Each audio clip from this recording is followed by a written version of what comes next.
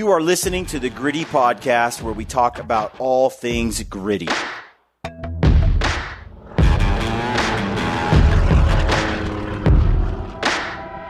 Thanks for coming, everybody. Appreciate you guys being here. Ryan is in his comfort zone right now. This is where he loves to be, in front of a crowd of people, sharing what he knows. So we're gonna tackle this. We each brought our own packs. It's very important, by the way, that your glassing pad matches the color of your pack. I don't actually feel that way, but he does. So it matters. It does. Absolutely does. I think this color codes just perfectly. So yeah. So we're going to start off talking about the rafts real quick. We before we get into the packs, seems like every bear hunt that we go on in the springtime, man, it is a rafting adventure. There's always some river to cross, some snow melt to deal with. We might go in and it's knee deep and come out and it'll kill you, drown you. So the rafts seem to matter. So Ryan, you want to break down the rafts here? Yeah, and that can't be overstated enough, guys. If you're just new into bear hunting, you know, it's obvious to us. We've done it a long time, but you know, especially when Mark's talking about the biggest bears being that April 15th timeframe. Generally, I mean, most often we don't have, not much water coming down the drainages at that point. You know, we typically start seeing big floods of water once we hit those temps in the high 60s, low 70s. And then all of a sudden we get this rush and the water is completely different at that point. So there's a lot of areas that we will go into where going in, we cross 5, 6, 7 creeks that are knee high. Brian's in his underwear, you know, just take the boots off and zip right across it. And then coming back, there is not a chance you're getting across this without one of these rafts. Big rivers, even just the smallest creeks, you know, it's a real pain to get across the tiny ones with these things, but you can do it and at least you can get out. Whereas some of the places we hunt, we ain't getting out. Like we're stuck back there if we don't have something like this. So as far as the rafts go, we brought 3 different versions, models, just because on the website, like Alpaca's website, it's kind of hard to tell like how big they actually are. So, you know, for years I've been running this model. It's called the Caribou. This is one of their lightest models that actually makes sense for what we do. It's got a 400-pound capacity in there. And basically what we do with it, we load the baffle with meat, with gear, everything we want to stay dry. That just goes right inside and then you blow it up from there. But you can see how small it is. So if I'm getting in this thing, there's not much deck space. It's pretty tight. Like if I'm going to throw this, it's sitting very high, it's sitting on my legs. It's pretty tough to deal with. That model's a lot better to do if you're just going to throw your backpack on the top and just float down a river system. Little less water coming in over the top. This thing, I just expect to get wet if I'm doing any kind of a serious float where there's any white water whatsoever. I'm just going to get wet. So at that point, I'm really used to taking those waders. Everybody, I hope you're enjoying this podcast episode. I have a quick announcement and then we'll get back to the show. I'm dropping a film this Sunday. You're not going to want to miss it. It's an epic adventure up north. Check it out. It's another Gritty Sunday. Hope you tune in. Stay gritty. I've got some Chota waders. They're extremely lightweight. And I just put these on and then rain gear over the top. And I'm bone dry at the end of it. And we might use those just to cross. Just for crossing. And not even break out the raft. But a week later, when we're leaving, we gotta use the rafts. Yeah. These aren't much of a weight hit. Fold down to nothing. And, you know, a lot of times we'll just leave them on the other side of the creek if there's just one creek to cross and then use them on the route back. So pretty handy. There's a weight penalty. You know, if you go with the bigger raft, it carries more weight. This is a 500-pound capacity. 500 pounds on the mule. Where the Caribou is 400, but this weighs 7 pounds and the Caribou model weighs 5 pounds. Yeah. So it's that extra 2 pounds. You got to ask yourself, is it worth it? Now, if you're a skilled paddler like Ryan, And I consider myself, I've become fairly skilled now. I tend to use less technique and more muscle. Yeah. But I get the job done. In circles. But the definitely with good skills, that thing zips across the water. And we like the flat bottoms, which these are not self-bailing rafts, and they don't have the whitewater decking on the top to keep water from splashing in. We do that for weight primarily, but also performance. That little caribou Ryan can just zip. I have it now. He can just zip to the rapids that he wants to avoid, the areas he wants to avoid on the river. Yeah, they're very quick. And they have, like this one back here is a self-bailer. So if you're doing a long stretch down a river, boating into a spot, hunting bears, coming out and boating out, which there's quite a few rivers you can do that with, I would just recommend the biggest boat you're willing to pack if you have to pack it. Always. This thing is 13 pounds though, so that's quite a stretch. That's a weight hit. But this is something we would take on a moose hunt. It's self-bailing. If water comes in, it comes right out the holes down here. But you're most likely going to get your feet wet, boots wet, all that if you're not kicking the boots off and putting them in a dry bag or something like that, because you will have water inside, no doubt about it. Yeah, we've been on some hunts where we both got bears, filled the boats up with all of our gear, and you put it right in the cargo fly, unzip it, stuff your gear inside, then you pump this thing up, your gear's inside. Balance it out really well, or you're going to do what Brian does and spin circles. You should balance it best you can. It's actually a lot more stable once you load the baffles with gear. It sits lower in the water. It's a little easier. It's not on top as much, not as quick, but it does feel pretty good when you hit the rapids. Now, we've been on our float. I think it was something like it's close to 20 miles. We're going out. We got bear. Now, there's 2 or 3 spots where Ryan says we would have died if we didn't get out and portage around them. I think we might have made it, but he thinks we might have made it. But play it safe, get out of the water, portage around those rapids, get right back in, and we were able to float down. But I swear we took on water. I mean, we had to pull over and dump water out of the rafts every 20, 15 minutes. Yep. Yeah. Yeah, we were floating heavy boats out in about the most chocolate milk, fast-moving river you've ever seen in your life, with stumps and logs, and you got to be, always aware of everything coming down river faster than you are. So, yeah, it was risky, extremely risky. And he wanted to risk it even more and go down through rapids, which was foolish. There was a couple parts where I think it would have been fun. But he's right. One of us could have died. You got the life jacket up here? We did not. Do you have one? No, I didn't bring that thing. We use the Mustang life jacket. There's the cartridge CO2 where you can pop it and it just inflates. It's really nice and flat, streamlined. You can just put it under your jacket, under your sweatshirt, roll it under there. You can blow it up ahead of time. It's just got a little nozzle for that, or have the cartridge out and just if you need it. It weighs what? Do you remember? I think it's a pound. Yeah, about a pound. Yeah. If we're gonna go in, everyone should wear a life jacket all the time, no matter what.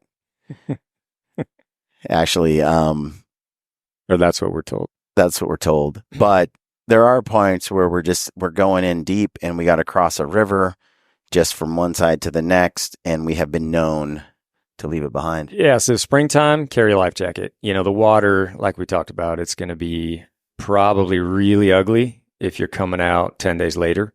It only gets worse, it seems like.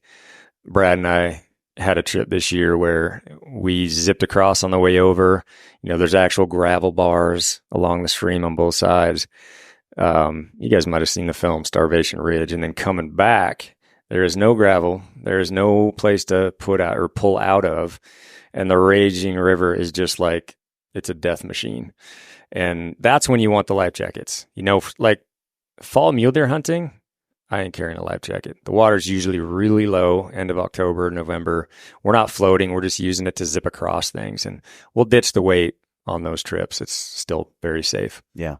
paddles. You want to talk about that real quick? Yeah. I've never seen this one. Yeah, spend as much as you're comfortable spending on a good paddle.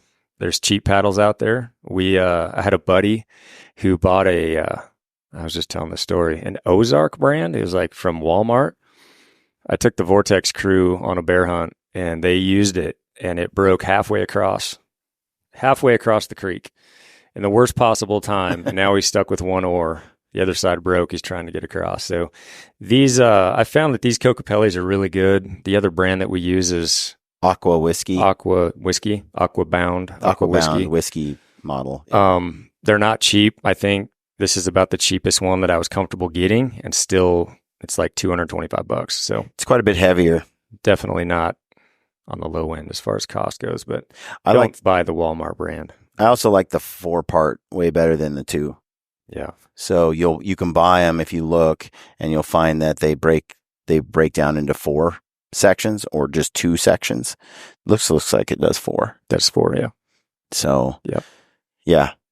The other thing to consider is the length. I noticed one year I was like, how come I get soaking wet, across is it just the way I paddle? I wasn't sure. Ryan would say it was, but it actually turned out that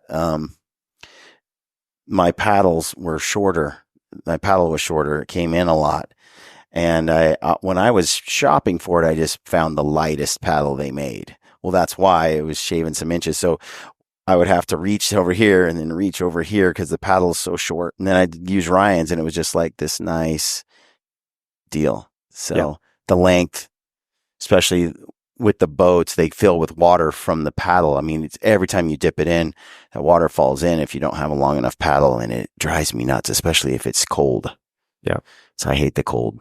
Yeah, I think with rafts, like it's just one of those things, like we recommend it all the time, and we're usually not sorry that we bring it, especially in the spring. So many of the places that we hunt, we'll end up talking about where we're looking for bears. Inevitably, wherever we end up, there's always a river at the bottom, and we always want to get across the other side. So it's just like a piece of gear that always comes with us. You think of hunting, you don't think of a raft as being an essential part of your gear kit. But trust me, like Mark was telling that story of those guys that were just bombing shots across the river. If they would have had a raft, they could have at least gone over and checked.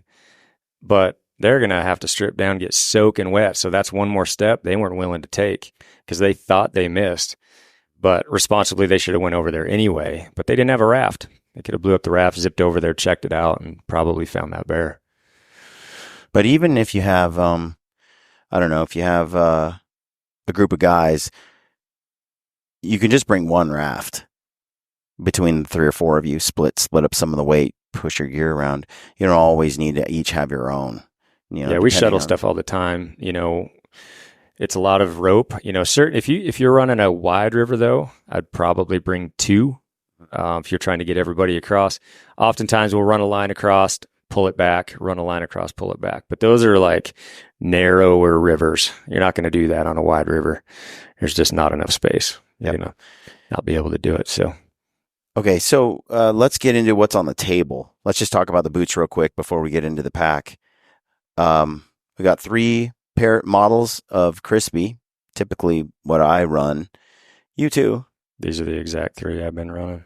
Yeah. So Laponia's far and away probably the most comfortable boot you'll find. It's a very, very soft boot. Everybody's a little bit different. I've heard that a million times, but it can't be said enough. Some guys just like a stiffer boot, for sheep hunts or big steep country. And I get asked all the time, like, what's the boot you wear when it's like straight up and down? Like when you got to run up 2,500 feet of vertical, and it's always the same. It's just the softest boot I can get. And that's this Laponia. It's just the most comfortable. I don't need, ankle support really. Some people do. Brian does a little better with some ankle support, but just a very flexible. I'm just way more nimble. I'm not stutter stepping and tripping over a real stiff boot. I always tend to just constantly be tripping when I try to wear a stiff one, and it just hurts the bottom of my feet. So I'm a huge fan of softer. Maybe that's because like in my younger days, I ran those, what are those Solomon tennis shoes? GTX or whatever they are. And this is like hunting in a tennis shoe. And that's what this pretty much feels like. If you haven't put your foot in a crispy Laponia, it's about as comfortable as it gets.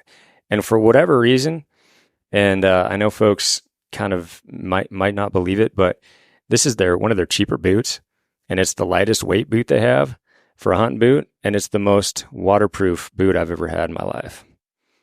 I don't know why. I've got boots where I've put a couple thousand miles on, and this is just rubbed slick. There's no traction left whatsoever, but everything up here is still waterproof. So it's a solid build. Yep. They don't have much of a sole when it comes to traction, although the 2.0 that they came out with is a little better. So we always run, actually not often, we always bring the Catula micro spikes. Yeah. In the springtime for bear hunts, we never leave them behind.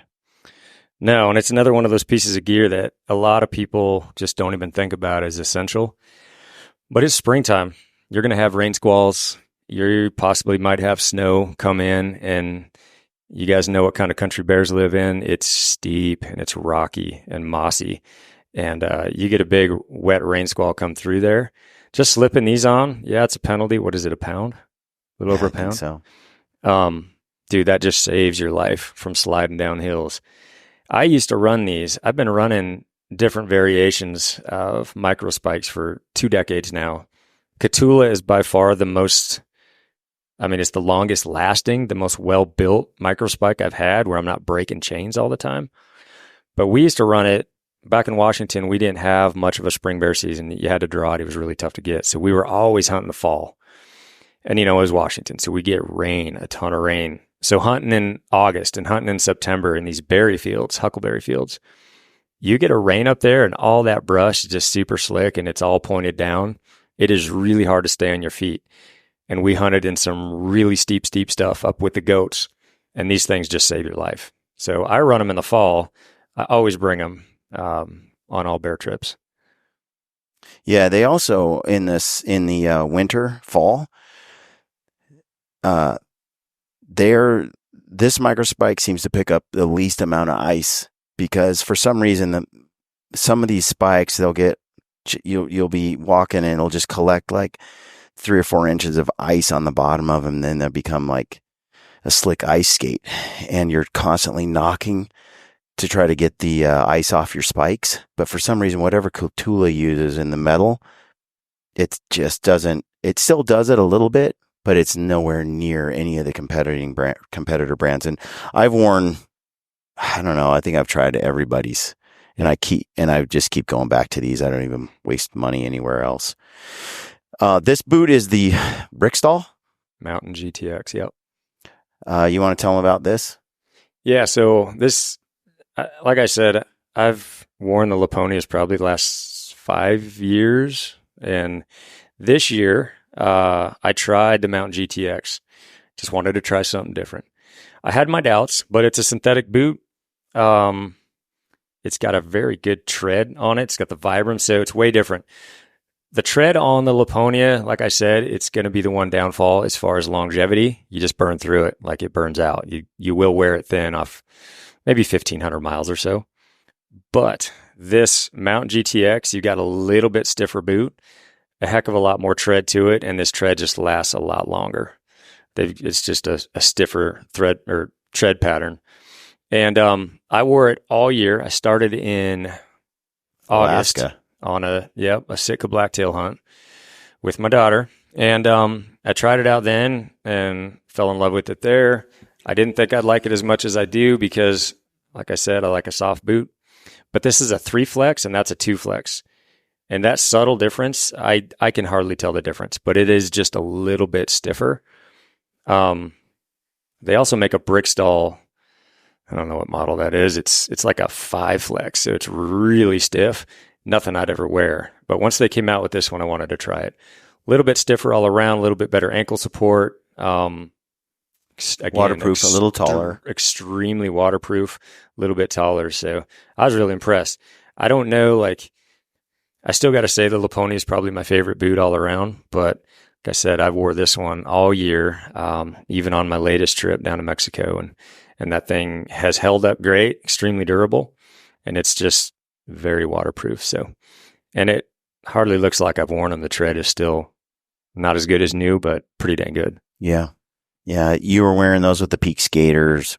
We were both in that swampy moose country and crossing creeks and everything, and able to wear those and keep, because a lot of times you wonder in places like that, how tall of a boot do I need? We got away with that.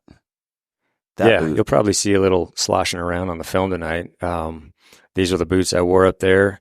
We're going up mountains into the alpine, going down into the bogs with gaiters. My feet stayed extremely dry. So pretty impressive. Boots have come a long way from the past. Like they just used to always leak, but for some reason these ones just don't. I've had these for a really long time now. These are the Crispy Wild Rock GTX, Wild Rock Plus GTX. I think these are 800 grams. Yeah, 800 grams of insulation, which I love. So when those temperatures really drop, that's when these boots come out. They are a full grain leather, so I'm a little more careful with making sure that they have a lot of bear grease on them. Bear grease, and try not to dry them too often, at least the outside. That's where we use you always want to size up when you get a full grain leather. Brian, I think he goes like a full size up. Yeah, I'm a size 10. These are 12. Yeah. Or 11. Size 10 and a half, 11. Okay. These are 12. Yeah, I go a half math size is up. really good. But inevitably, they're going to shrink on you a little bit if they're a full grain leather. That's the other beauty about these two sets, is they don't shrink. They just don't. But when it's cold, super cold, I mean, it's hard for me to leave these at home. And then when we go to Alaska, we bring more than one pair of boots, but Brady doesn't. Brady doesn't. And the true backcountry only brings one set of boots, I guess. Okay, the pickaxe. This is something that we started bringing in the last few years. This is actually, we use a lighter weight one than this. It's smaller. It's the Petzl Ride. And you see how we do all these hunts on these steep slopes and steep hills while you're putting up a tent. Do you need a charger for that? Yeah, we just dig out a nice, comfy, flat spot on the side of a mountain, and then we can pitch our teepee or whatever shelter kind of anywhere we want. So bear hunting especially puts us in some really steep, nasty stuff. Sometimes we can find a flat spot, but some of the country we go into, we just know we're either going to have to compromise, the flat spot. We're going to have to dig out beds, or we're going to have to actually dig out a spot on the mountain. We've got a few places that we've gone into where, we'll spend an hour just kicking it out. And kicking it out with a boot compared to kicking it out with this is way, way different. This works. A boot really doesn't work that great. And you're just, beating the tar out of your boots. So we've gone to taking this. We take this on a couple of our mule deer hunts, the pickaxe, on some of the more rugged, goat country type hunts that we have where we know it's just going to be really tough to find a flat. And then quite a few of our bear hunts, same type country. It's just real steep, real nasty. And that really helps. It's incredible how comfortable we are, in the backcountry. And a big part of that is level camping spot. Just takes a little extra time. But in the beginning, when we hunted together, I would be lazy about that. And then Ryan would have this nice, flat, smooth thing, and he'd sleep well all night. And then I'd be sliding down the hill all night, And he'd also sort of set up the tent and make sure he got the flattest spot. So I ended up, having to make sure that I brought one of these and started taking the time to excavate a nice, flat sleeping area. It's worth the extra time and effort. Well, let's get into the backpacks.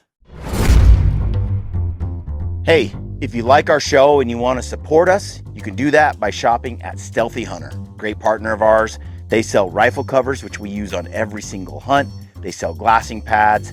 They sell supplements. They got CBD gummies, other products over there. Check it out. Make sure you use the code GRITTY.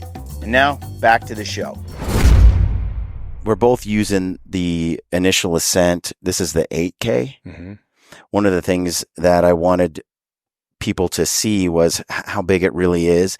Because when you look at the gear we bring, the food we bring, and then you add a raft and an oar, and for us, some camera gear, all of a sudden, space becomes a big issue. And a lot of the packs out there kind of cap out sometimes around 7,000 cubic inches. So we want to make sure that we had something that was big enough. And this bag has got the job done.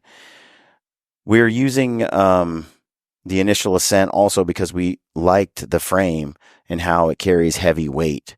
It just, we tend to find ourselves, if we're going in for 10 days, Ryan, what's the pack weight breakdown? We did that earlier.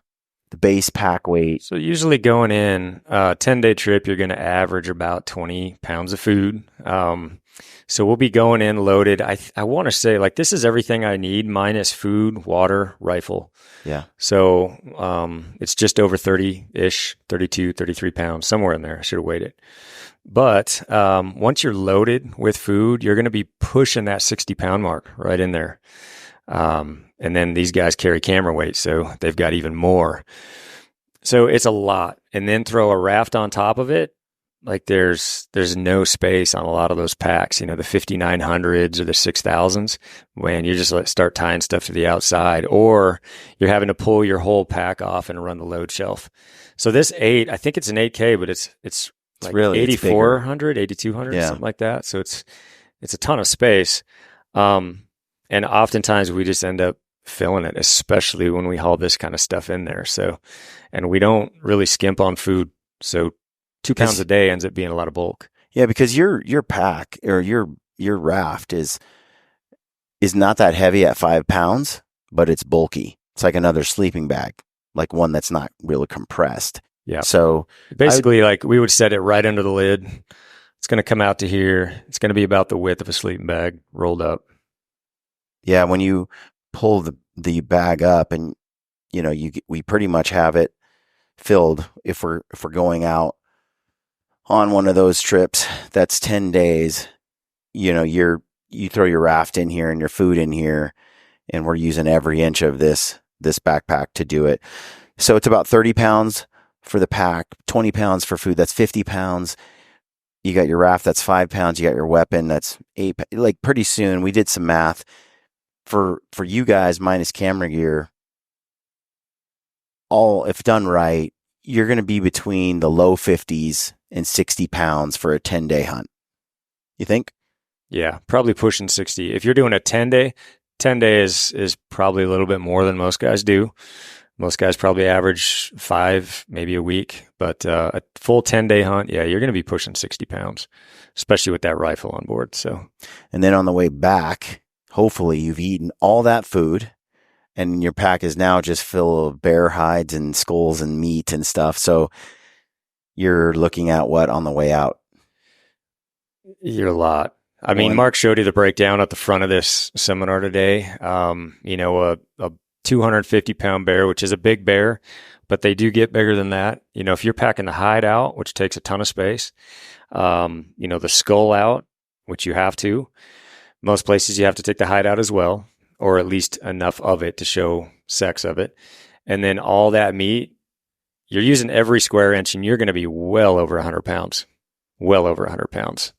110, 120. Yeah, you're easily 120 if you're packing it all out of there. And that's with a good sized bear, but they do get bigger. So, and some of these trips, we just one trip it out, which is why we take a pack that's going to really haul like the super heavy stuff really, really well. I've run a bunch of different packs. I've ran Exos, I've ran Stones, and they're great and they're very comfortable, but I have yet to find anything that does what these do as far as like once you break that 100 mark and on up to 150, 160 pounds, this just feels night and day better. Yep. So what's in the pack? Let's do that next. As quick as we can. What's in there, Ryan? Unzip it and open the kimono.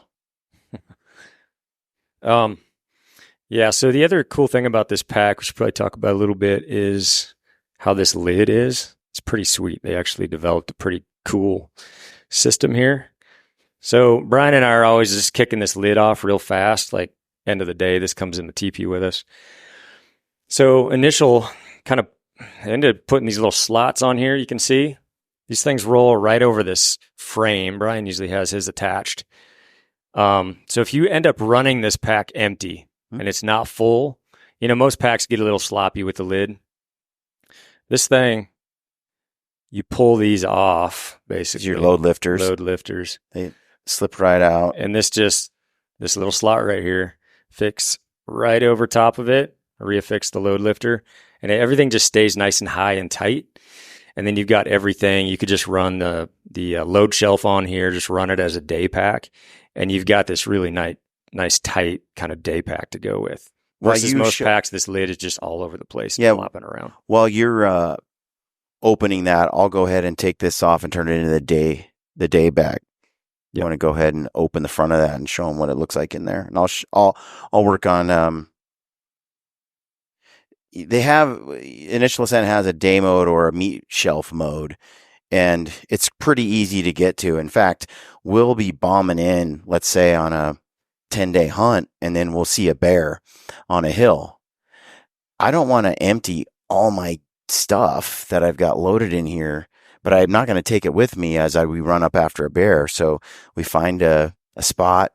I come over here. I undo these load lifters like this on the back. I'll come to the side and I'll undo these 3 buckles here on each side. And then on the bottom, you've got these. They used to have bar tacks on everything, which pissed me off because I could never just pull the bag apart. And then it comes right off the frame like this. So then I have my frame here. I didn't touch my load at all. It gets all kind of there. My expedition, my day, all my food, everything. We'll pull our tarp out. We'll throw our tarps over it. And I'll do what Ryan said earlier, and I'll grab this right here. And before I put that lid on, let me just show you real quick. This is the base frame, right? And then here, if I want to, it's got a lot of blood on it, but I can undo some of these buckles here, open up this right here, and I got a little slot right here. I can throw a little stuff sack in here and buckle it down. It's sort of a little day use deal. And if I do kill something up on that hill, I can throw my puffy, my rain jacket, a few things real quick into the bag. And then I can take this, like Ryan said, and slide it over the ears of the pack.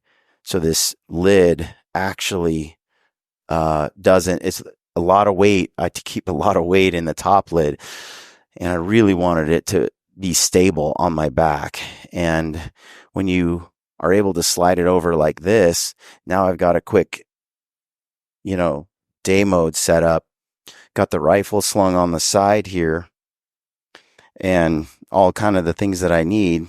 And I can just bomb up that mountain.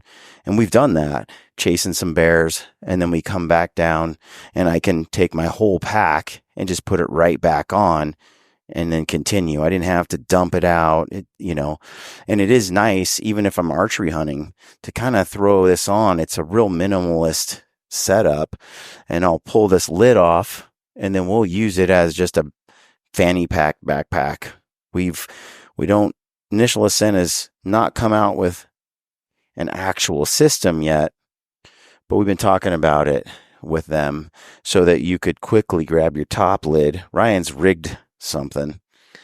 Yeah, I just grabbed a couple of gatekeepers on a small piece of webbing, and I just use that, run it from. You can throw it over your shoulder.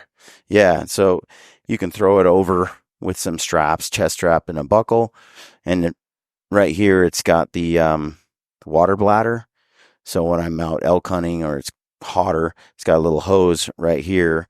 I'll throw a water bladder in there sometimes because I'll leave this and it has a water bottle on it on my hip, but maybe I'm just going to chase some elk with my bow. I can kind of sling this over as a backpack and I still have water at the ready. I don't have to fumble around, figure that out. It's I got kind of what I need for the day, some snacks, some water, little bit of extra fire starter safety stuff in reach, whatever, kind of right here, so I can ditch even this mode. I don't want this on a stock on a mule deer or an elk when I get close, but I can have my top lid ready for that one more layer down and then go. Yeah, so I'm going to rip this apart. On the back, these things go with us everywhere. The glass and pad, it's the one that we build. These things come in really, really handy, surprisingly, for such a simple little thing. But we shoot off of these things. We use this as a table. We use it for fan and flames, all that kind of stuff. But I thought they were kind of lame at first. When I first told Brian about just using any glassing pad, he was like, "That's I dumb." think he called me a sissy or something. I don't know. But wow. Now you wouldn't even imagine going out there without it. So I'm going to break out. Like, this is just everything. Like I said, this is like I'm going on a bear trip, kind of top to bottom. So what's in the lid? Always a merino beanie of some sort, set of gloves. You know, like I like mitts just on every single hunt, just in case things get cold, things turn south. And in the springtime, we have had some pretty wicked weather systems come in, and we're just sitting in a blanket of snow, waiting out the fog. So I always take something that's waterproof and something in a mitt. As you probably all know, mitts are just warmer than fingered gloves. So Stone Glacier makes these ones. There's a lot of companies out there that make good mitts that are waterproof. This is your department. These are the boot dryers. Boot dryers. These are made by Graxaw. We talked about this many times. No, this is not boot dryers. Is that not the boot dryer? Oh, it's deeper then. Let's talk about the boot dryers real quick. Okay, boot dryers. Because if you guys don't know this, what's the condition you have? Hyperhidrosis. Hydrosis. Something like that. Yeah, so anyway, Brian's feet sweat a ton. It's crazy. My feet are like bone dry always. Been real lucky I don't get blisters. So I'm never having to dry my boots out. So I don't typically take boot dryers with me. But Brian, when we see a bear, we see a deer, we see an elk, we see anything, all I have to do is say like big bear or something like that, and his feet start gushing water, like water's coming out of his boots.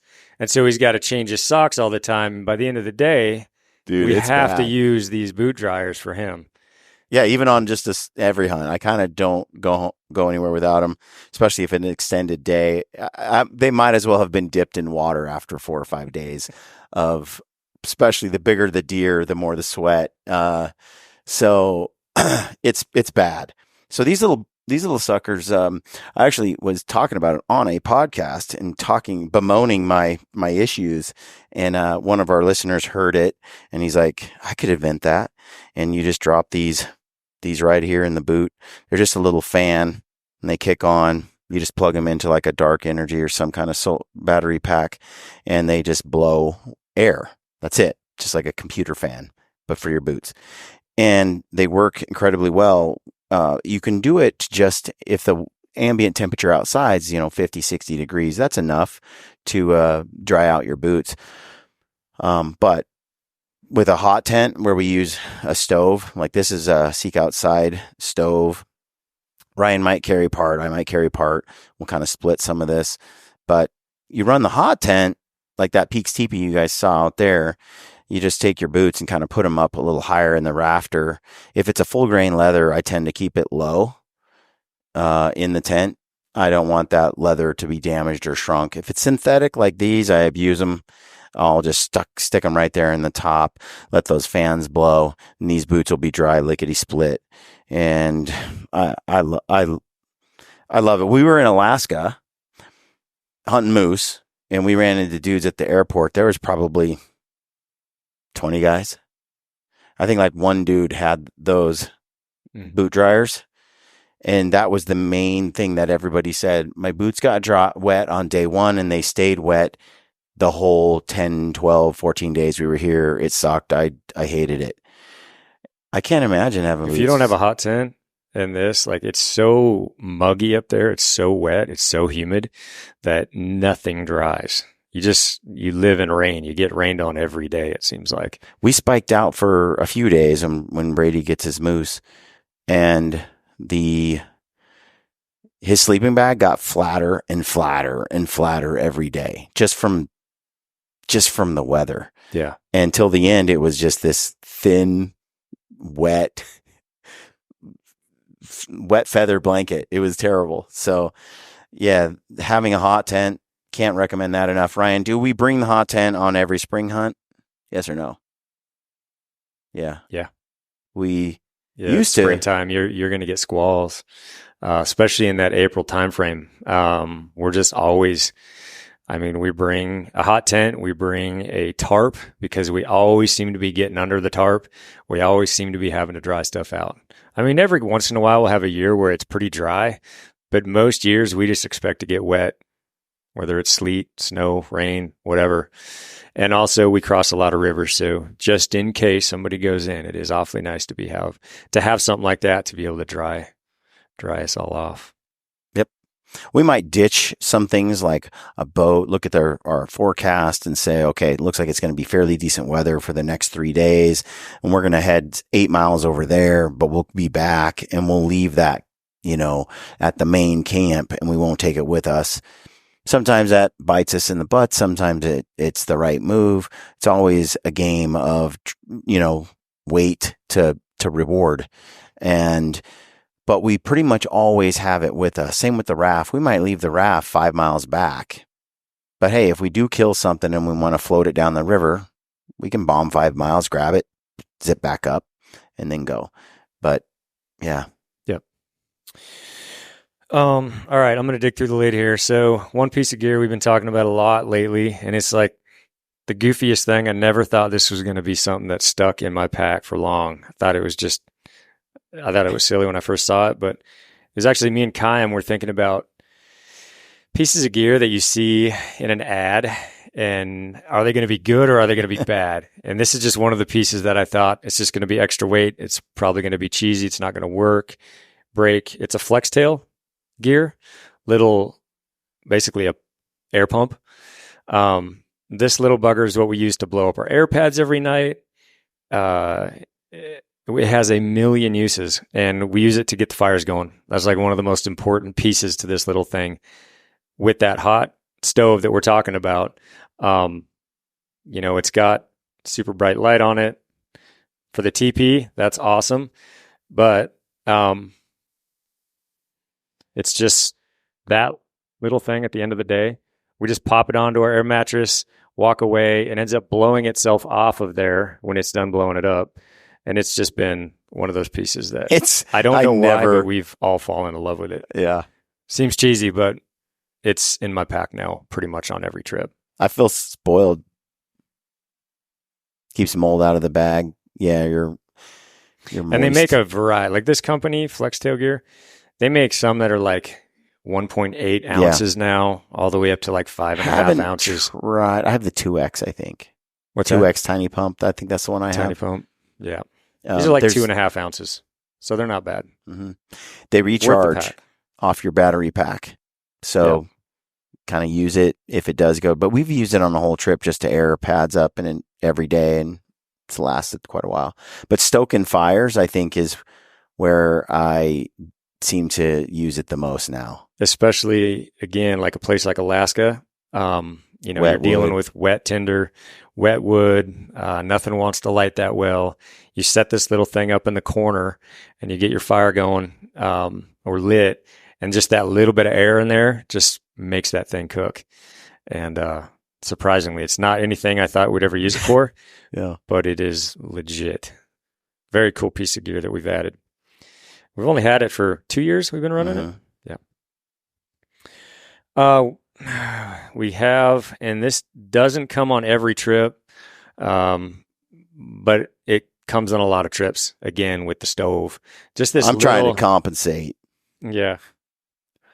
So this is just a little. What is it? Pocket Boy. Yep. That's Silky. Pocket Boy. Silky saw. This is the Big Boy. Yeah. Yep. This is awfully nice for like maxing out the space in your stove. You're not setting every log that you come up on against a rock and trying to break it in the perfect spot to be able to fit it in your stove. You just cut it to length. So you're maximizing that stove. So It's one of those things that I didn't used to bring, but with the teepees and the hot tent now, this is just one of the best things you could haul in. I mean, it's, what is it weight wise? That one is 7, something like that. It's so light you can't justify leaving it behind. Yeah. You could build a shelter out of that thing. And this little guy, don't let it fool you. This little tiny blade, it can do a lot. This little blade is and you're only able to kick like wood that's maybe this much diameter, but with that thing, I mean, we're getting good sized logs that now you get like an hour burn time out of your stove versus just running the little tiny stuff in that you were able to break with your foot, So, and sometimes the only dry stuff is dead and affixed to an actual tree and up off the ground. And it's this thick, and to get to it, you can't really break it off, but you can grab that little tiny saw and then haul it back to your camp. When would we bring this? That's for trail busting. Like this is a Mark Livesey or now goats. We're going in early. I heard Mark mention, oftentimes we're the first person on the trail. Like nobody hikes these trails in the springtime.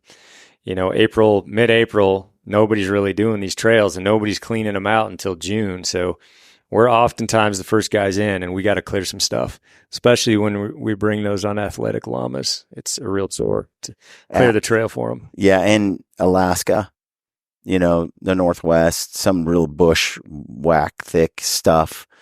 That's when it's handy too, because you don't have to do a million little strokes. Yeah, Alaska, definitely bring the big one. Well worth it for sure. We'll talk about water purification real quick. Steri pens.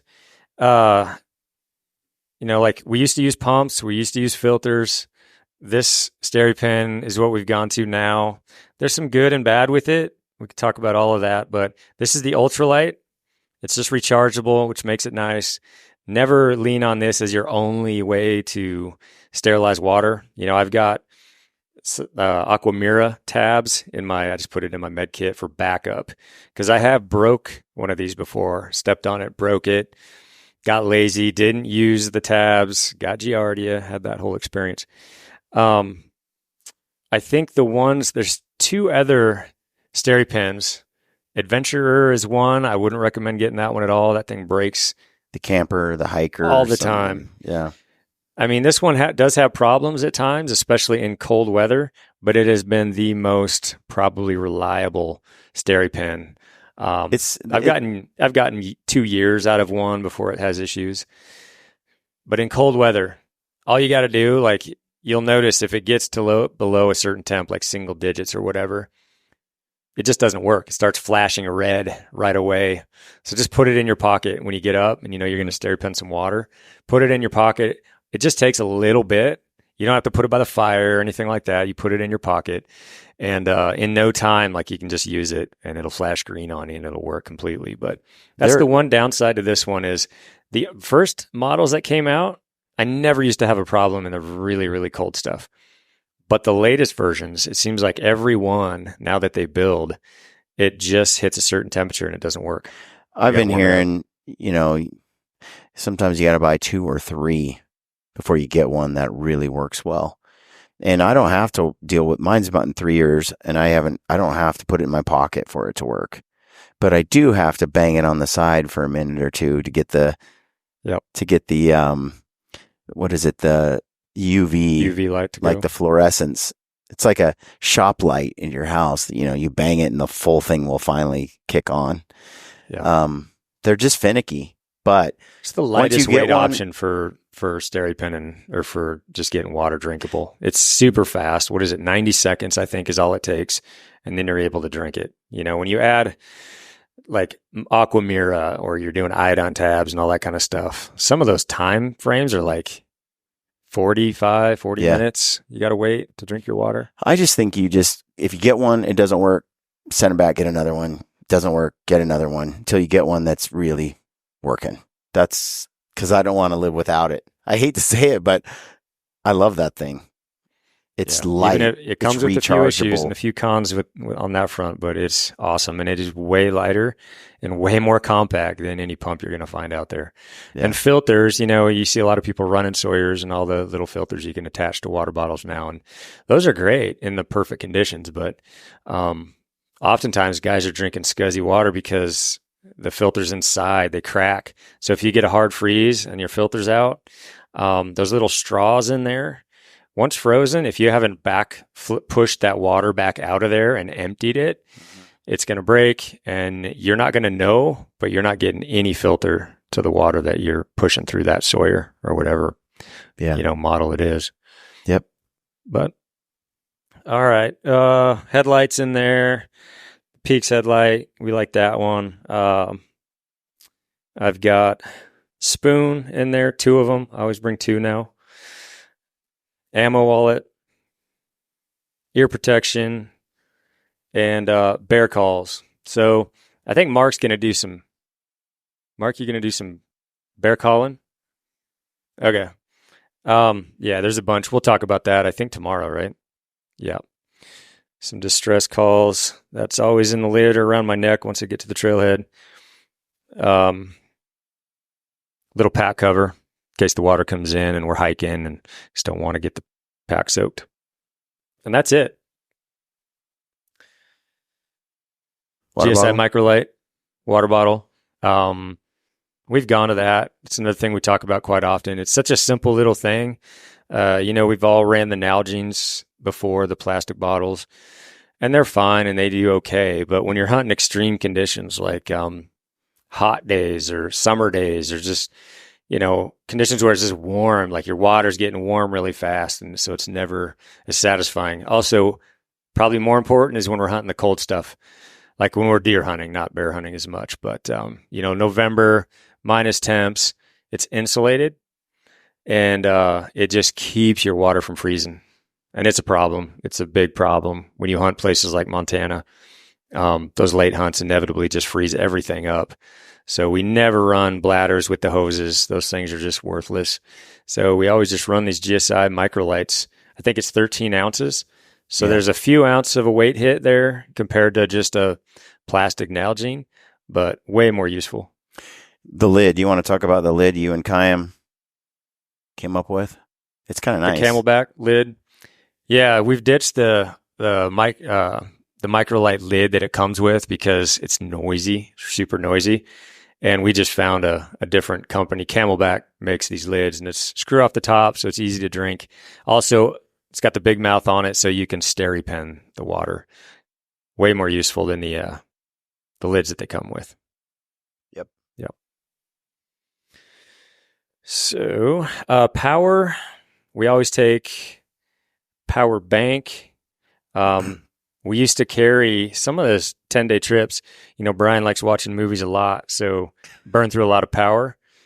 And but now 1 power bank is all we really bring because we carry a solar panel charger, which always just stays in the back of the lid. You got one. So Brian's got the Anchor. So they a lot of companies stepping up, making really good solar panels now. Who do you like right now? Well, they don't make these anymore, so I like the Rhino Tough. This is what I found way back. This was like the best thing going at the time. 21 watt, I believe it is. It's a 3-panel charger. I don't know why they discontinued them, but they did. This is the first charger I ever found that it was worth packing into the backcountry. I don't know why, but it took a while for them to get that technology to where they just didn't break all the time. It was really hard. The specs might say 21 watt, 25 watt, but like the old versions, like the Gold Zeros that were all over the place for a while. I don't know about you guys, but I had nothing but problems with Gold Zeros.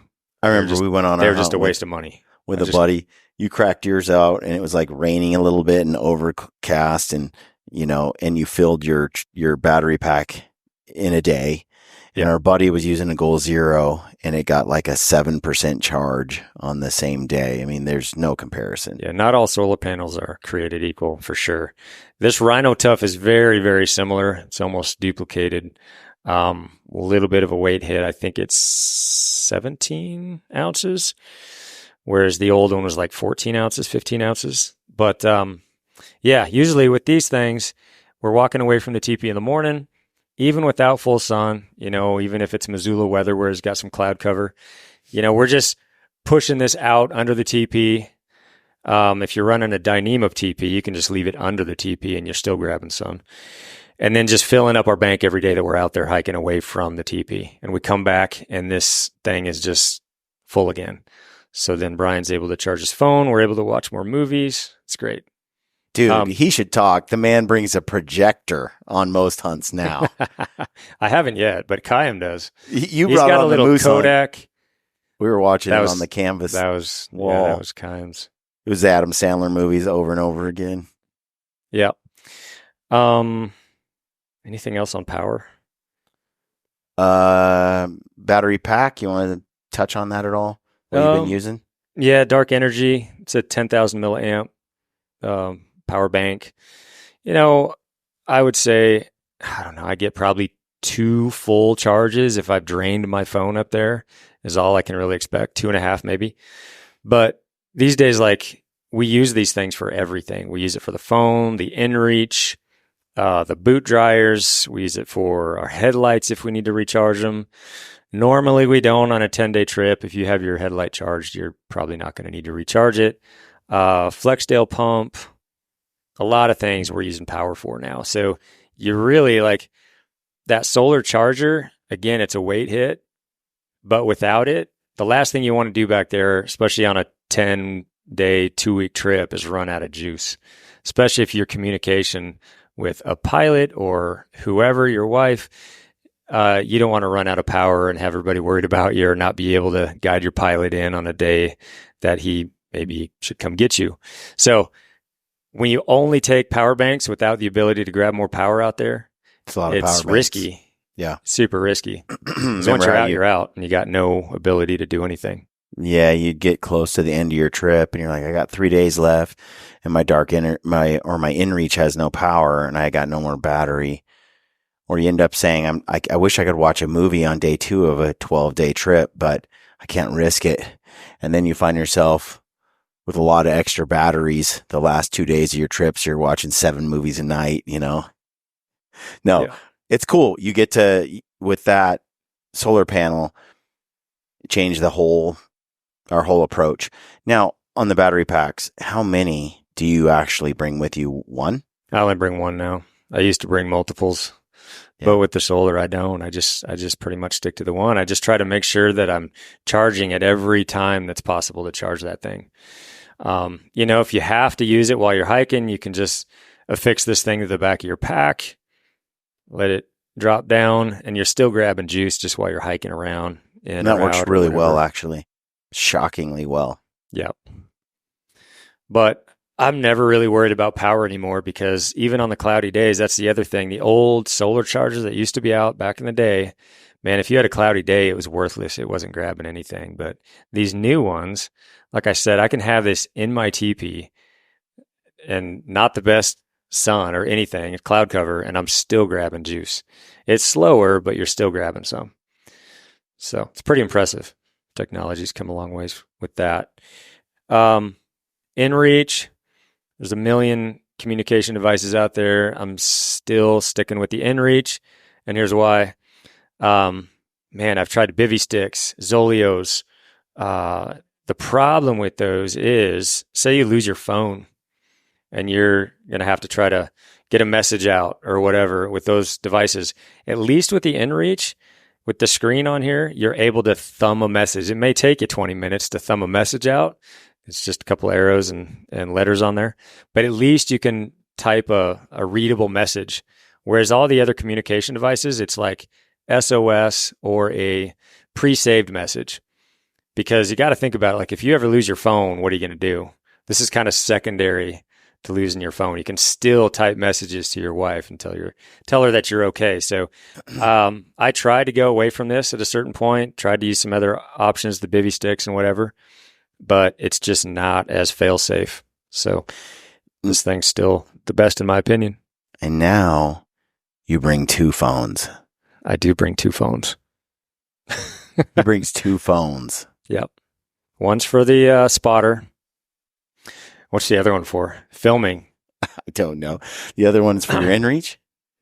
No, it's for backup. Now. It's for when it falls in the river. I'm like a cameraman. Livesay does. One time we were hunting with Mark and his binoculars fell in the river. Disappeared forever. Yeah. Could happen. It could happen. It hasn't happened to me, but it's probably going to happen at some point. That's something Livesay would do for sure. On the other thing with water, I'm going to go into this lid or this back panel here. This is always where the HydroPack water storage goes. It's the other thing. The cool thing about this pack is it's got this massive pocket in the back.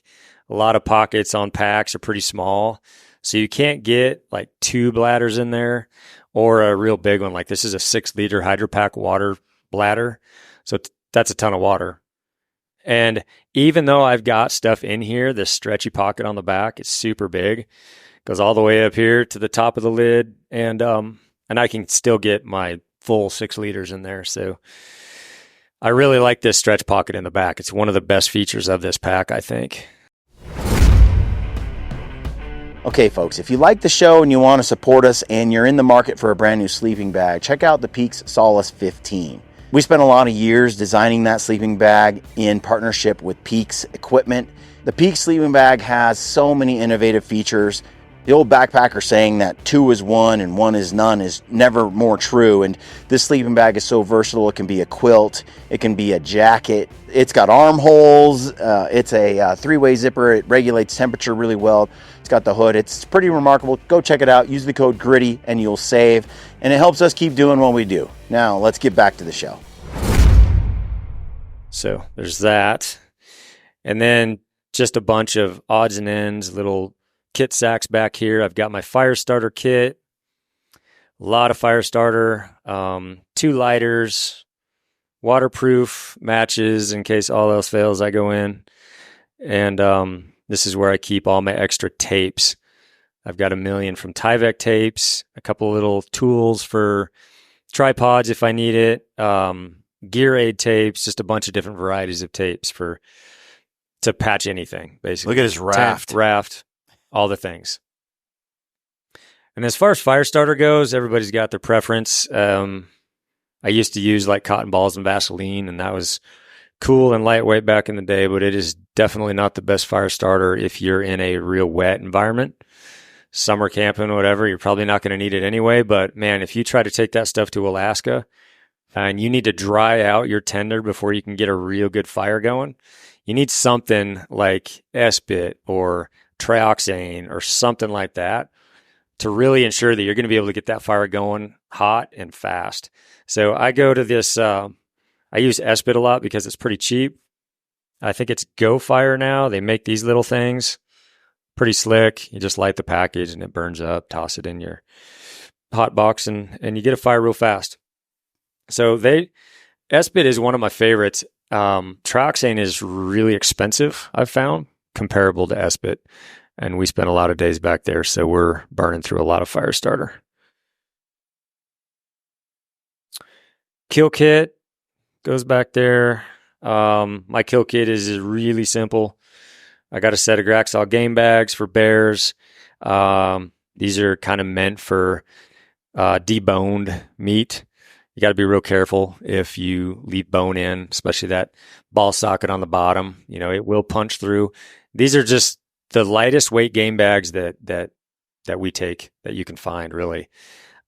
Strong enough, but we definitely prefer to run like boned out meat for all our bear trips.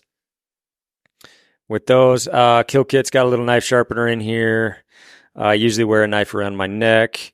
Been wearing that Skinner from Montana Knife Company.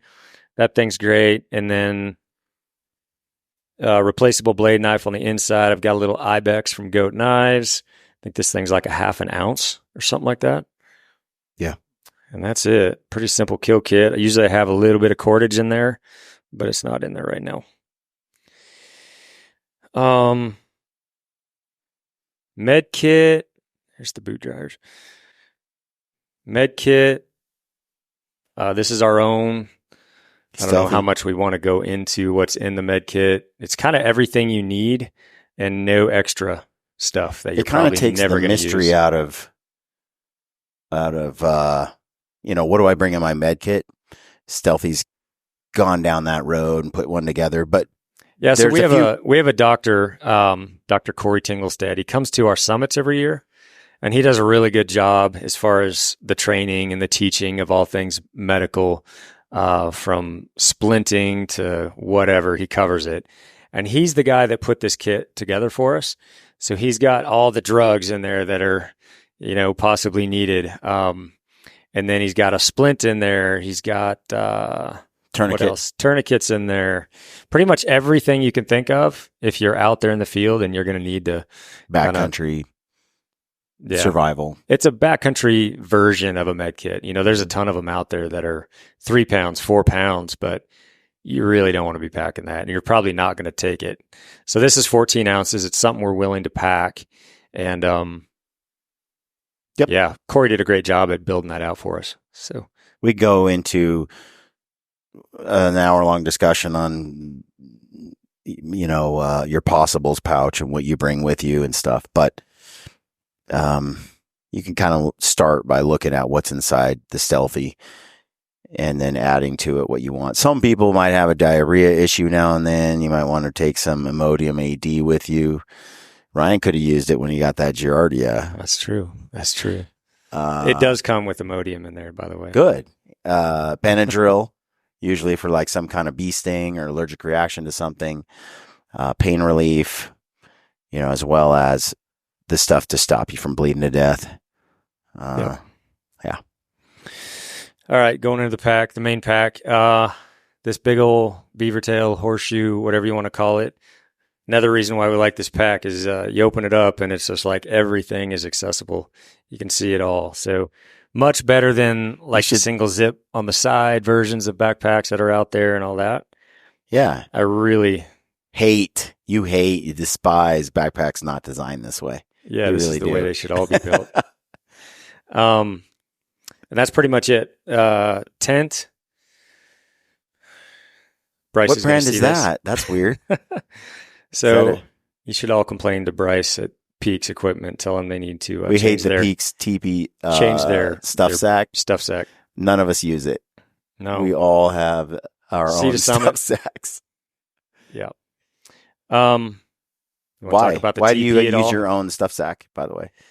Because this is way easier to get it into, and you can actually stuff the tent in it, whereas the other one, some of us aren't all that anal, and we don't want to have to fold everything perfectly. Like at the end of a trip, and you're taking your TP down, and it's like covered in ice. The bottom foot is just a layer of ice. And apparently we're expected to fold this up perfectly. Like origami. And roll it up nice and tight, and it's going to fit in this skinny little stuff sack. It never fits in the stuff sack. As you can tell, we're giving gentle feedback back to Peaks Equipment. But yeah, otherwise, it's the same teepee that's in the hallway there that you guys have seen, and we love it. We've talked about it a bunch. Hopefully if you got questions, you can fire away. But what else you got? Gators. Gators are always coming with us on a spring trip. Tarp is a big one. It's another one of those pieces. Not everybody brings a tarp, and I can't say that we actually bring it on every like elk trip or mule deer trip if we have the teepee. But for spring bear, you're on the glass a lot when you're hunting spring bear. Like you are constantly glassing. That's how you end up getting it done. And so we're always with that spring rain and the snowstorms. We're always tossing this thing up. I don't have an average on how many times we toss this up on a 10-day spring bear trip, but it's a lot. Like we're just always throwing it up. So this happens to be one. There's a million different tarps out there. I think yours is different than the one I have. It's an ancient Z-Packs. It's got duct tape all over it. It's awesome. Yeah. It has a. This is a DST from This is Seek Outside. sexy right here. It's got a little duct tape. I've had this for a long time, but it weighs nothing. It's tough. Gets the job done. 6 ounces. Not with all the rope and the rest. But. Yeah, so we both have Dyneema tarps. Tarps are one of those things, like you want to try to find as light a weight tarp as possible because you're already taking a TP for shelter. If you can get away with it, try to find like one of these Dyneema versions. Yep. It's super, super lightweight. I think this is 9 by 10, I believe. And I would say that's the size to 10 by 10. Fits 4 guys under there real easy. You can throw it up super fast. Don't do Get all your backpacks underneath it. Don't do 8 by 8. I don't like that. Real tight. It's just not quite big enough. Yeah. And when it comes to the tarp, I would just recommend, if you're going out even on your first trip, just getting it set up ahead of time. Get it set up in the yard. Figure out how to set it up fast.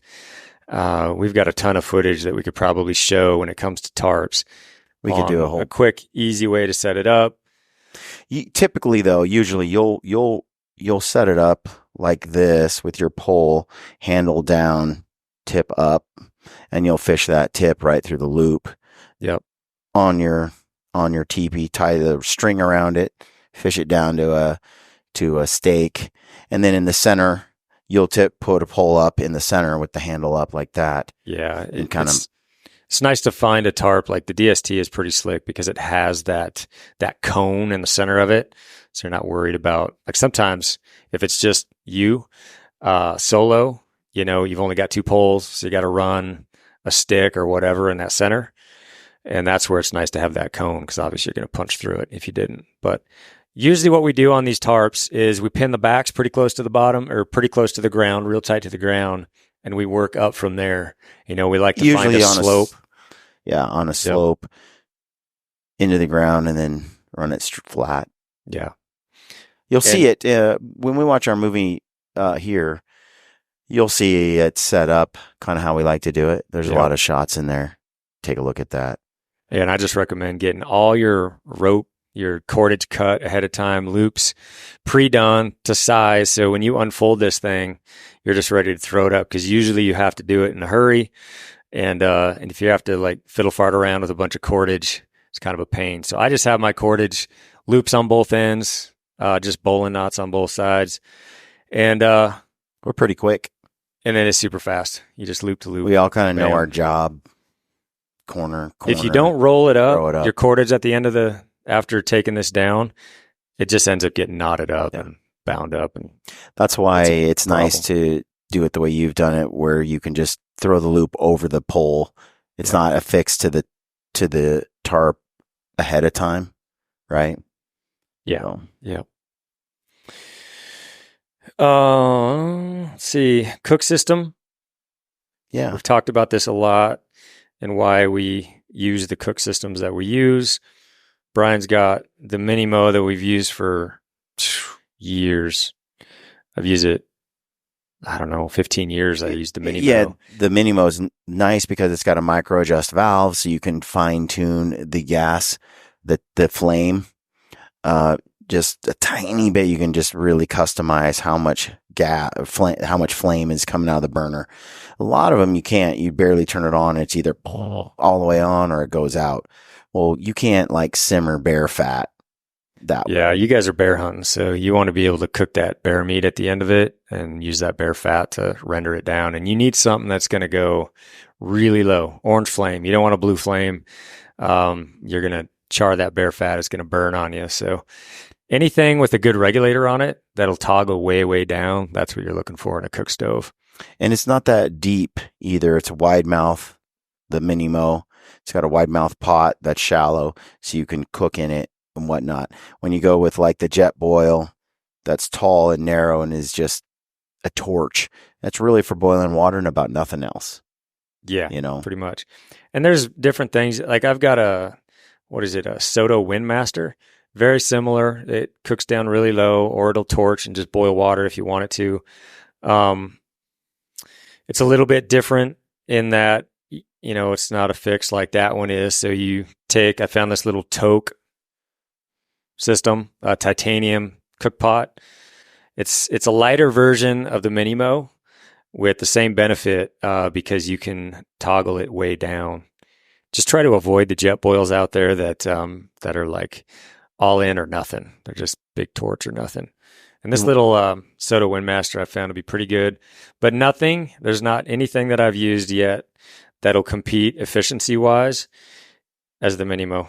I've tested everything, MSRs, Sodos, everything under the sun, and nothing burns as little fuel as that dang Minimo.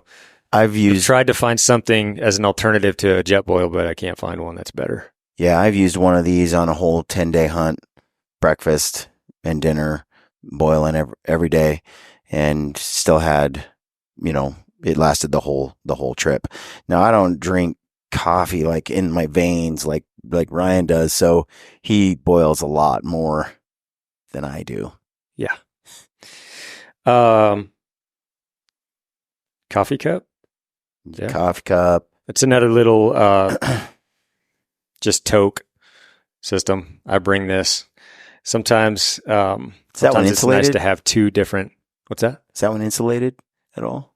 I don't think it is. No. It's very similar. I swear every hunt you try a different to the cook stove. A different cup. Yeah. I always regret not bringing that cup, so I try to remember to bring it. Sleep system, actually puff pants. That's something on spring hunts. Not every hunt do we bring the puffy pants, but spring hunts we absolutely do, because sometimes we just get stuck on a point.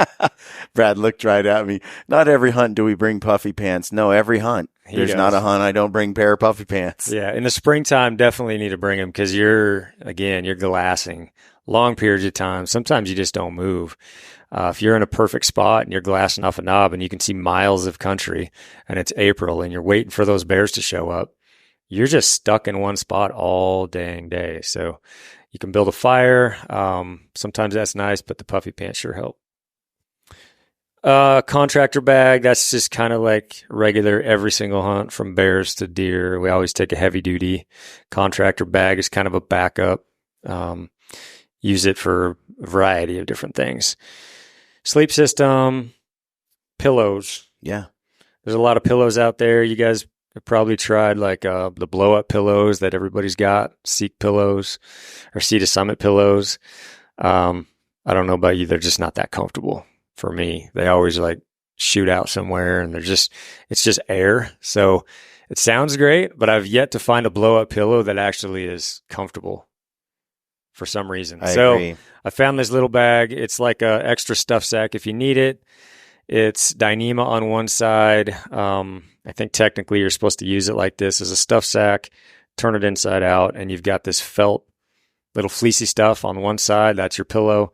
Put a puffy jacket in there, put your puff pants in there, and you've got a really nice, soft pillow that actually fits perfectly in that Peaks bag, because that little kind of headspace that they have there, the hood, this thing slips right in there and it just sticks. It's like the perfect pillow that doesn't shoot away from you. This is made by Z-Packs as well. Now you have the medium plus in the size. I think the bigger the better. We both have the same setup. It's really nice. Some people are like, well, how do you keep it from sliding off your air mattress? Well, Ryan just said he'll just stuff it inside the hood of the sleeping bag, or that it comes with little bungees and it'll go around your air pad and then it'll bungee right down. So then it just stays right there on your air pad. Yep. Yeah, I wish I would have had this a long time ago. I've been running it a few years now, but back in the day, pillows were always a problem. Ground tarp. Yeah, let's talk about that for a minute. Some unfortunate souls have taken the Peaks teepee out and used the floor that they bought with it, and has resulted in some popped air mattresses. Yeah. So, boy, Bryce isn't going to like hearing that, but there's a lot of like ground tarps out there, options. You can take just a regular sill material and get a hole in your mattress. And get a hole in your mattress, yeah. Yeah. Like that teepee is just made of a sill nylon, and you'll notice like the flooring is just sill nylon. So the problem is, and that's great in the yard, it's great on green grass or a golf course, But, we've got like pumice rock out there that we're hunting in, and we've got pine needles that we're hunting in, and stickers and stuff like that. So, you want to test your ground pad and make sure that it's not going to get, stuff poking through the bottom. This material is the best that we've found. This thing is really old now. And it's made by Seek Outside. It's a type of Tyvek. But it's thicker. It's some sort of puncture-resistant Tyvek.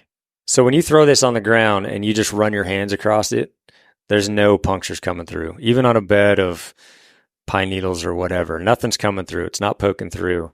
That's not the case when you just have like a tent, a normal tent, where it's just sil nylon. Those holes are coming right through. It's amazing how well that works. You can also just get a $10, $20 piece of Tyvek and run it through the washing machine and then lay it out. And we've done that. But that particular stuff seems to be the best. So, did you burn a hole in that? No, that's a mouse chewed through the bottom of it. Oh. Burned a hole right here, though. And then, air mattress. Love, hate. This thing is used a lot. This is just the Neo Air X-Lite. Yeah. And that's just what we're using. Everybody's got a preference. If you're soft and you need a lot of more warmth, you need a higher R value, then, X-Therms. If you want to freeze nice. to death, listen to Ryan's recommendations.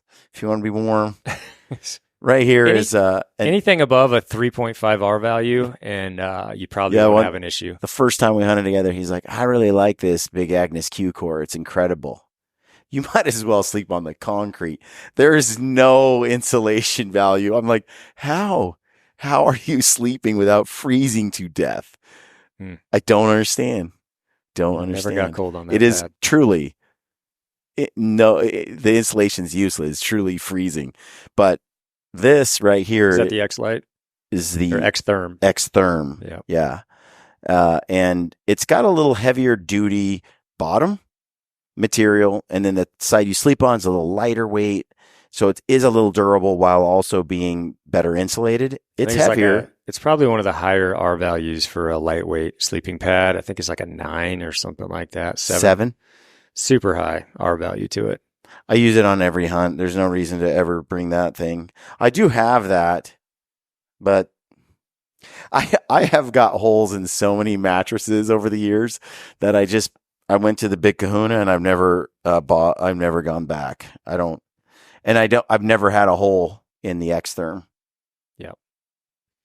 That one I had quite a few holes in just from messing with the fire. I would mess with early on. We were burning wood that would really get hot and spark. Some wood just pops, and the stove was angled a little bit toward me too much. You open the door and pop, a coal shot out, psh, puts a hole right in your mattress like that. So one of the other ways that we use this glassing pad is, especially when you're loading the fire, like you'll notice, like our air mattresses are here, we're feeding the fire here. So it's just good practice to have your glassing pad like right here, kind of leaning up against your air pad. So if a spark does come out, hits the pad or hits this glassing pad and not your air pad.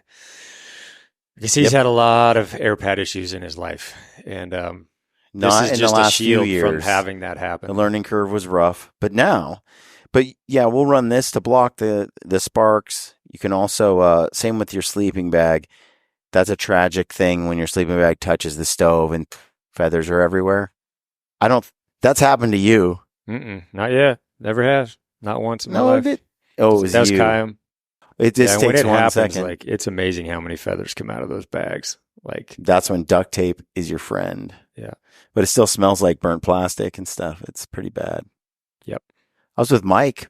Mike burned down the whole plastic bottle or something. Where'd Mike go? That was there he is. It took me a while to get that plastic sent out of the tent. Yeah.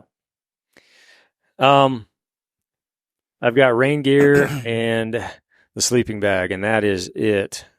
On rain gear in spring, I do really like the super lightweight stuff. I hate the penalty of of carrying rain gear. It's heavy. What are you running? We're always going to have that tarp anyway. So usually when it's raining, like we just hop under that tarp as quick as possible. So, there's definitely some real heavy duty stuff out there. I know Sit can make some stuff, but man, I'm not willing to pack that really, really heavy rain gear. So, I've got some Stone Glacier stuff, the M5, and it's good, but I mean, just my honest opinion, I don't know that there's a breathable rain gear out there that isn't going to wet out on you if you're just getting constant rain. If you're hunting Alaska with a breathable set of rain gear, it's going to wet out on you. I don't care what company it is. Unless you're like really taking a weight hit and packing some super heavy duty stuff. Have you noticed that? Yeah. Yep. Same. Yeah. And I mean, brand new stuff works better. I mean, it doesn't take long for rain gear to wear out. Yeah. Sleeping bag. Peak sleeping bag is the new one. We're both really lucky. We got to test this thing out and proto it, bunch of iterations of it, and have our input on building it. And so ultimately, I don't know if you guys have seen the version that you've seen in the ads, but I think they nailed it. I think everything that we asked for in a sleeping bag, they put into this Peaks bag. So we still have, Brad's got one. And you'll see in this video tonight, I'm wearing basically the sleeping bag while we're glassing for moose. It's got everything from basically a waterproof toe box on it. One of the things that you'll find if you're running a TP or basically any tent in wet conditions, like springtime conditions, is, your feet are probably going to be touching up against the side of a tent or a TP, and it's going to go flat on you. Everybody who's ever camped in wet conditions have probably had issues with toe box getting wet, going flat, and then you have no down, no loft, so no heat. So Peaks built this toe box that's extra tall, so there's no cold spots in it. Even if you got like a size 14 foot, you're going to be fine. You're not going to be pressing against the end of it and creating a cold spot. And it's waterproof, so you can have this pushed right up against the teepee wall, and you're not going to have any moisture come through and actually get to your feet, which is, I don't know why everybody didn't do that a long time ago, but it's a super good feature. One of the really things important that we see in most sleeping bags that we've ever used is there's just not that much down in the foot box. This, we just kept saying, every time we got a prototype, we'd be like, hey, more Bryce, down. more down. He's like, dude, guys, it's getting heavier. We're like, we don't care, add more down. So the foot box is built very nice, keeps your feet warm, even though it's so spacious. And that's really one of the challenges with a foot box this big. Yeah, everybody goes for that 2-pound mark on their sleeping bags nowadays, right? If you're like an uber lightweight backpack guy, you're praying for that 2-pound sleeping bag. That's the ultimate goal everybody's had. But man, we've been doing this a while, and we're happily willing to pack a few extra ounces for comfort, warm feet when you're sleeping. And so I think what's the weight on this bag? What'd they get it at? 2.5? 2 pounds, 6 ounces. Yeah. So I'll take a little more down in the foot box, a little bit different material in the foot box. So obviously armholes, all that, it's pretty slick. It's good for glassing. I use it for moose up on the top of this ridge. That was just the icy cold wind coming through. And I just put that on and just kept glassing. It's pretty cool. It's crazy when make coffee in the morning without even having to get out of your bag. It's great. It is crazy when you're getting out in the morning, and when it's your size bag, by the way, and it's sitting on your shoulders and your head, your arms kind of find their way out. When it's a little bit not the right size, it's a little harder. So when it's fitted right, it's pretty nice. Yeah. But to be able to like mess with the stove, add a little extra wood, pull your arms back in, it's nice. I also think the 3-way zipper is way underrated. Yeah, it is. Being able to... You want to talk about why? Well, for you? Well, there's lots of reasons. It's not just one. But yes, you can just lean over and relieve yourself, right? You can... sometimes it might be storming outside, and that's where a little water bottle can help. You know, Mm-hmm. you don't have to get out. Any But other mostly it's for temperature regulation because you're stuck with the bag the way it is. In most bags, they have a zipper on the side. You're trying to hang a leg out, whatever. But when you have a top zip like this, you can adjust. You can zip it down here. Here, you can bring the zipper up. You can put a gap anywhere you want, down at your legs and your middle, upper. It's real slick, that three-way I don't know zipper. whose bag this is, but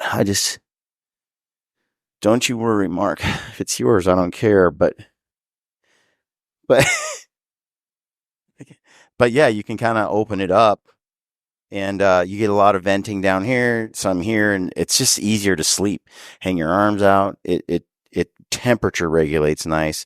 The other thing we really wanted to make sure the bag had was that it wouldn't get caught in the zipper. Snag free, yeah. And for some reason, this snagless zipper design just doesn't get caught in the zipper. It's pretty cool.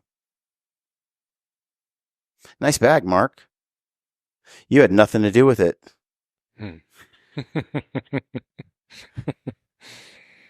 right. We want to talk about last piece of gear, probably in the pack, is tripod. This is the tripod. I ran this all last year. It's probably the best. It is the best tripod I've ever had. Reason being, it's way lighter than anything else. It's pretty shocking. It's sub 2 pounds.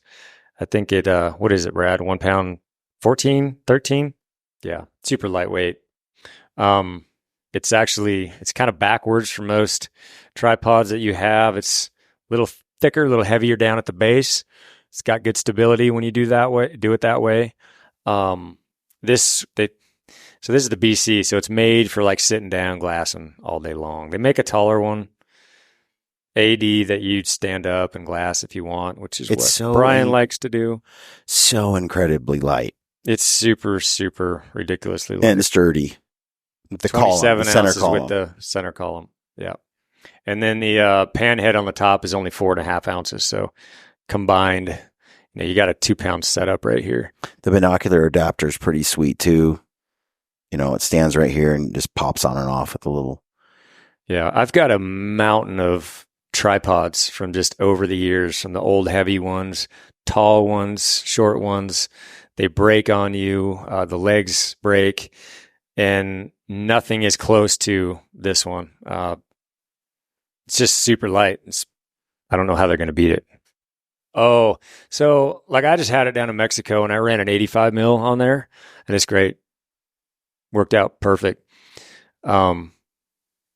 Obviously, it gets better, easier, more smooth the lighter you go. I've got a mini spotter that I use that's really small, and it's just it's buttery smooth. The heavier you get with anything, it's just going to get a little bit more tacky, but the 85 is great still overall. Yeah, I hate carrying tripods because they're not sexy. Yeah, I mean, this is probably the biggest upgrade to my pack this year, just in overall weight savings, was shaving a ton with this tripod and the head. Oh, yeah. Great question. Food is about 2 pounds. We're going to need hours. We're going to have the talk, Mark. We don't know. It's all changing. Ryan's gone all meat only lately. Yeah. So typically, you want to know our traditional foods that we bring in. So like I said, it's usually about 2 pounds of food. We all have now. Mark even stepped up and got a freeze dryer. We make our own meals, and Mark makes a lot of pastas and kind of junk food. Freeze dried ice cream, stuff like that. I make more like quinoa and veggie meat mixes. For me, it's all organic game meat. Yeah. But yeah, we've gotten really good at building our own dinners as well as breakfasts with the freeze dryer. There's a million good companies out there when it comes to I would say universally we do egg breakfasts. Mm-hmm. A lot of egg breakfasts. Biscuits and gravy. We make our own out of the wild game stuff. And then, egg scrambles. Everything has changed recently, I guess, because we're doing this animal-based thing. We're playing around with it right now. The carnivore, I guess you could call it, animal-based. So this year's food is going to be a big experiment. Been doing this for 3.5 months so far. And so my meal bags this year are going to be pretty bare bones. You know, I'm going to have a meal that I eat maybe 11 o'clock, 12 o'clock, middle of the day. And it's going to be mostly, and I've already built a ton of meals already. It's just bacon, sausage, and a hefty dose of both of those with a pile of chicken eggs in there. And that's my first meal of the day. And at the end of the day, it's going to be a lot of the same. So some cheeses, middle of the day, and some meat sticks, jerky, things like that. But I'm trying this carnivore thing and just seeing how I fare like on these 10-day hunts. So far in the 3.5 months that we've been doing it, just blown away, like with all the cognitive stuff that we've had. And it's been great. Feel great. Energy, strength is up. No gut issues. So blood work is constantly being run. So like I said, it's just a big experiment on the animal-based thing. But so far, I've been really impressed. We did this down in Mexico on that hunt where we put in actually quite a few miles going up and down and all over the place looking for coups. And had all the endurance and energy that I needed to just bomb around and do what it took. So, yeah, food bags this year are going to be a lot different than what they've been in the past. Yeah. Meat sticks, some cheese, things like that in the middle of the day. You know, Ryan has always been really low carb anyway, you know, in the backcountry. And if you are eating, so my carbs during the day, like it used to be, I do some fruit, I do some like sweet potato, whatever, sweet potato bites with the freeze dryer, sweet potato leathers with a little fruit mixed into it. And then just a lot of fruit, freeze dried or dehydrated, some nuts and things like that. It was pretty clean, but pretty low carb. So I didn't have this big transition when I went to this carnivore thing. It was pretty easy. I didn't have this, they call this keto flu, this transition where you feel like garbage for a while. I didn't experience any of that because I've just kind of been low carb for a while anyway. But some folks, it's pretty rough. Like there's this transition and it could take a week. It could take a month. It could take months. It's different for everybody. So again, I'm not preaching this to say this is the way or anything like that. This is just an experiment and we're having fun with it. You experimented not too long ago. I mean, I've been on a hunt where for 3 days didn't eat any food. I didn't know how I would do. You did that the other day, like before this. You went out for, was it 3 full days? How long was your fast? My fast was 86 hours. 86 hours. Yeah. On a pretty strenuous. It was 5 miles a day. And then the trip in was very strenuous, 5 miles getting up in there. So, yeah. That didn't go as well, though. It was an experiment. And actually, you know, a guy that should be speaking to all this is Mike Mutzel over there. Right. He's the guy. I've heard him, you know, we used to do these metabolic Mondays and do a fast every Monday with his assistants. And this was just kind of something that I wanted to try. I wanted to see if I was disciplined enough to do it, get through it, what my body felt like during the fast. And I just went up solo and did it and actually had a really good experience with it. And I was just curious, like what I would be capable of while fasted. Could I still push myself to do 5 miles a day and this and that? And I was pretty surprised that I could. Now, what was shocking was at the end of all this, I pretty much, like 2 days after I got done with this fast, my body was toast. Like I just didn't replenish it when I was up there. Obviously, you're fasting. And I probably pushed it a little too hard physically. And so there was no recovery. And so every muscle that I used on that fast when I was hiking around, I could feel like super sore.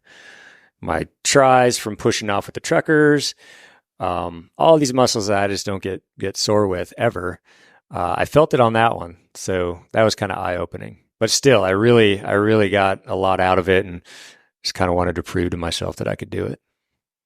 Yeah, I think all the food stuff we're kind of both experimenting with.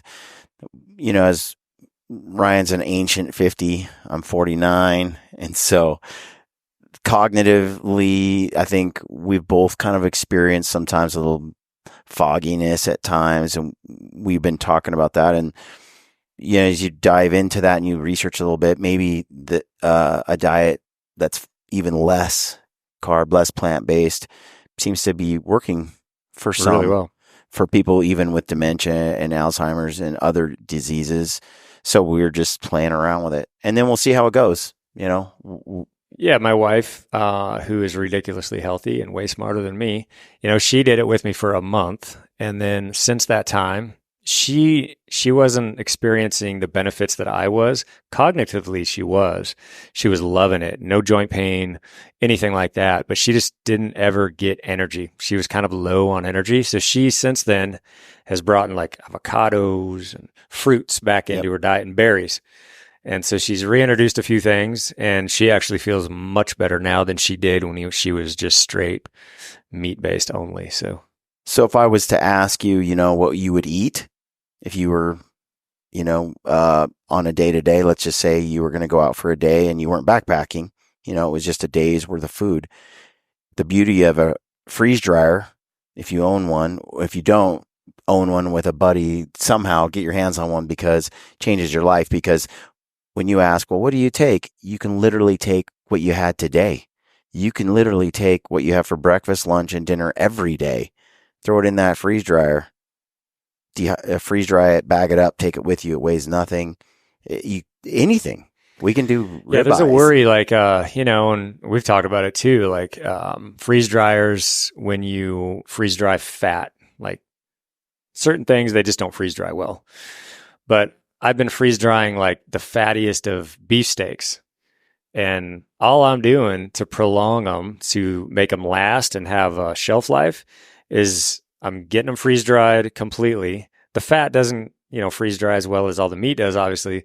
But then I'm just taking all the air out of that bag and adding a big 700cc oxygen absorber. Mm-hmm. And there's no air, so it just lasts a long time. So I'm going to be doing steaks. Just stripped steaks with the freeze dryer, and that's going to be some of my meals on these backcountry trips. So still getting fatty food, still getting the fat for energy and all that. But again, this is just an experiment. You know, who knows? I'm going to do it a year. I'm going to get through a whole season with it. I'm committed to that. And then I'll reevaluate. And maybe at that point, I'm going to bring some foods back into it, which there's a good chance that I will, but we'll see. But I would say the biggest, like, I think cognitively, like the brain fog just completely gone. That was the night and day difference that we noticed, both of us, when we started it. It's not even close. That and no gas. And with that, we're going to end it because Amy says we have to roll on.